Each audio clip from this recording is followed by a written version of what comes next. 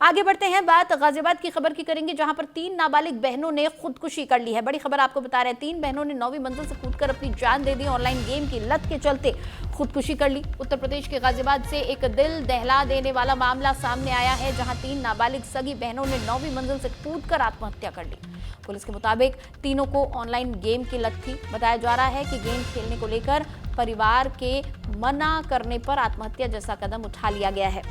तीनों बहनों की उम्र 16, 14 और 12 साल बताई जा रही है। गाजियाबाद के थाना टीला मोड़ के भारत सिटी का ये मामला है। पुलिस छानबीन में जुटी हुई है। एक गेम और 3 जिंदगियों का खेल खत्म।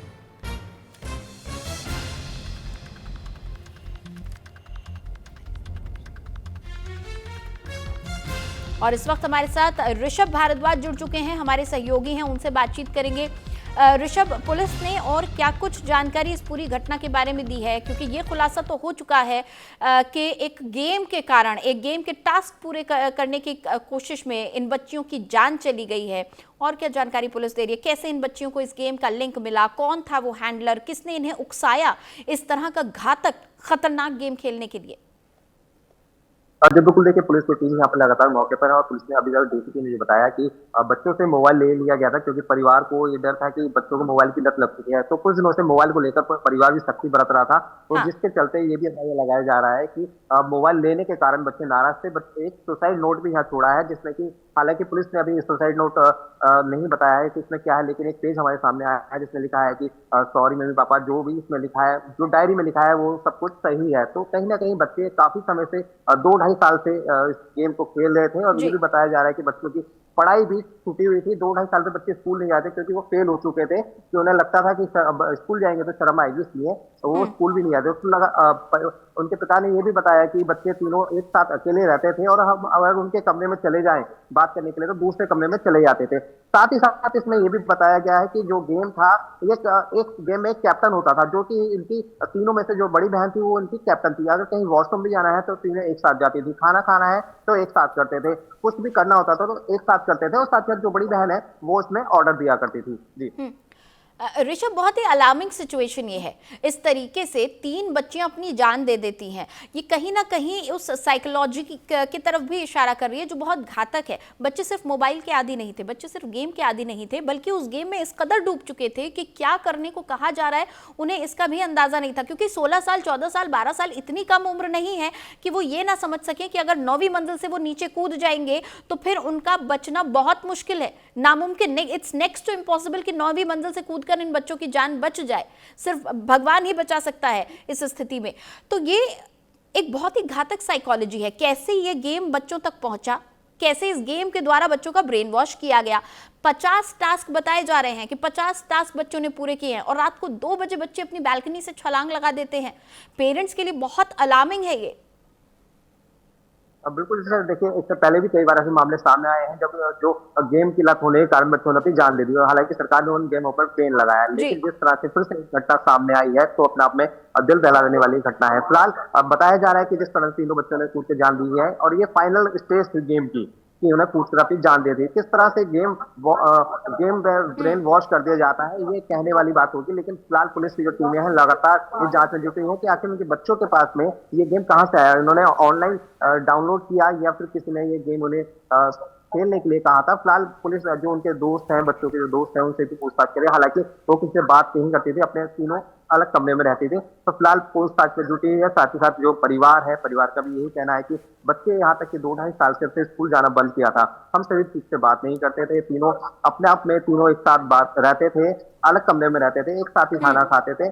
तो कह सकते हैं कि ये सिर्फ 2 साल पहले कहानी नहीं है, क्योंकि बच्चे फेल भी हुए थे, और इससे पहले से ये सब ऋषभ, कोरिया को लेकर इस बीच जो हमारी जो जेनजीज हैं, जो यंगस्टर्स हैं, या जेन अल्फा जो अभी आ रहे हैं, इन तमाम लोगों में आप अगर देखें तो बीते कुछ सालों में कोरिया को लेकर एक खासा क्रेज बन गया है। चाहे वो कोरियन पॉप बैंड्स हो, कोरियन मेकअप हो, कोरियन स्किन केयर, चारों तरफ सिर्फ कोरिया और कोरिया नजर आ रहा है। और शायद इसी का फायदा इस तरह के आपराधिक तत्व उठा रहे हैं जो ऐसे गेम्स बना रहे हैं जो किसी की जिंदगी भी ले लेते हैं।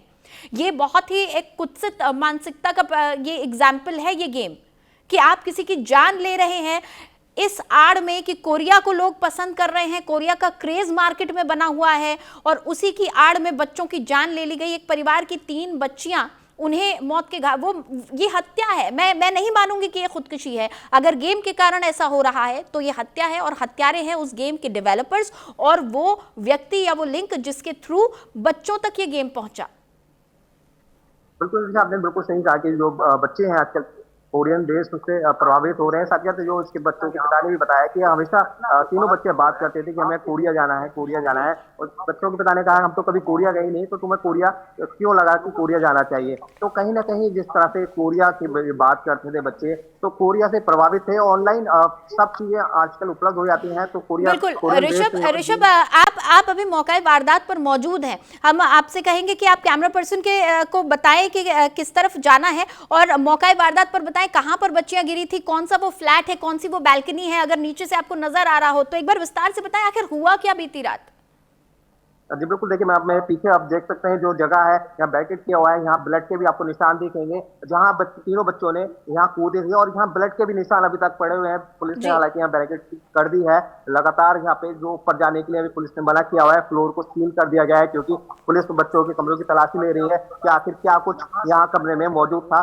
तो अभी फ्लोर पे नहीं जा सकते हम, वो फ्लैट नहीं दिखा सकते, लेकिन ये वही सोसाइटी है जहाँ बच्चों ने तीनों ने कूदकर आत्महत्या किया। लेकिन फिलहाल जिस तरह से यहाँ इन्होंने आत्महत्या की है, यहाँ के जो लोग हैं एकदम हैरान हैं, परेशान हैं। हालांकि अच्छा ऋषभ, पड़ोसियों का क्या कहना है? बच्चे इस सोसाइटी में रहते थे, काफी लंबे समय से यहाँ पर ये परिवार रह रहा था, तो अड़ोसी पड़ोसियों से कुछ आपकी बातचीत हुई है? पड़ोसी क्या बता रहे हैं इस परिवार के बारे में, इन बच्चों के बारे में, कैसा इनका व्यवहार था, कैसे थे ये बच्चे?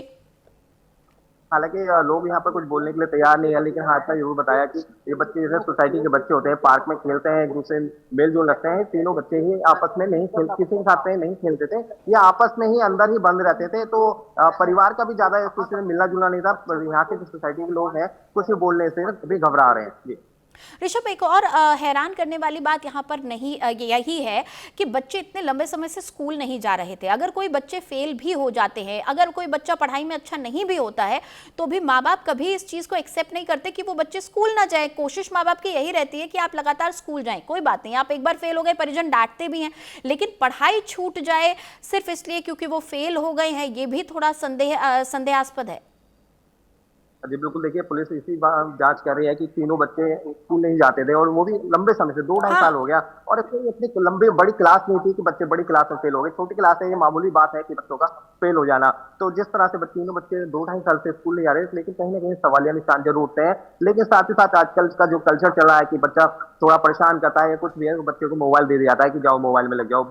पेरेंट्स भी अपने आप में खुश रहते हैं कि हाँ ठीक है, बच्चा नहीं बोल रहा, हमसे परेशान नहीं कर रहा, लेकिन कहीं ना कहीं गलत है। बच्चा, आपको नहीं पता कि बच्चा मोबाइल में क्या देख रहा है, गेम खेल रहा है, गाने सुन रहा है, और ये किस तरह के गेम खेल रहा है। बच्चे को फोन दे देना एक अलग बात है, लेकिन 2-2.5 साल से आपका बच्चा स्कूल नहीं जा रहा है, इस चीज को लेकर आप चुप हैं, बच्चों को आप स्कूल नहीं भेज पा रहे हैं, ये काफी बड़ा सवाल खड़ा कर रहा है, बड़ा संदेह पैदा कर रहा है। बहरहाल शुक्रिया ऋषभ, आप नजर बनाए रखिएगा इस खबर पर। तो फिलहाल इन खबरों के साथ आप मुझे दें इजाजत। आप देखते रहें न्यूज़ इंडिया।